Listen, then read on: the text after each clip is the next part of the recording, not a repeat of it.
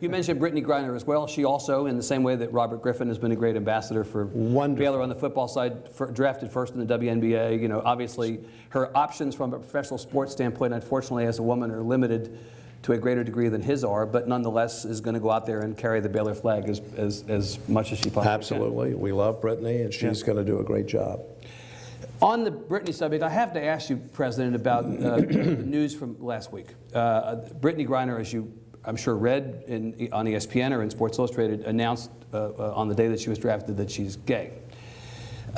I understand that the Baylor culture is very traditional. There are traditional values baked into that culture. And for a lot of people, it is those traditional values that attract them to Baylor. And the policies of the university really pivot off of those values. If I read the student policies and procedures correctly, I don't know that I'd say you are prohibited from being openly gay or lesbian on the Baylor campus. It reads to me a little bit more like don't ask, don't tell.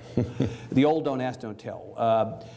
I wondered if Brittney Griner had announced a year ago that she was gay, as opposed to waiting until the end of her senior year, if she would not have been welcomed back on campus as a result of the policies in place, which, let me stipulate, Baylor is perfectly entitled to have. It's not a question of Baylor being in violation of any rule. I mean, it's a private university. People can choose to come or not.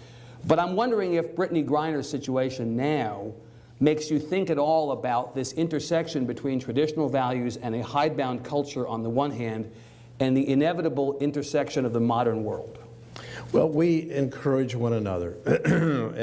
Happily, in our worldview, we all know that we goof up, or we make mistakes, or we make choices. Yeah.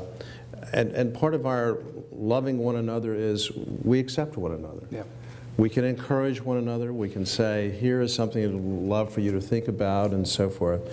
But we love Brittney, and we'll always love Brittney. We'll love her unconditionally. And now, of course, she would be welcomed. So the policy in place at Baylor does not preclude someone from being openly gay on campus. Your reading of the policy is not in any way restrictive, so that a Brittney Griner situation at an earlier point in one's college career would be problematic for the university. Is it problematic? It's something that we would want to be as loving and caring about as we could, but that person would be welcome at Baylor University. That person would be welcome.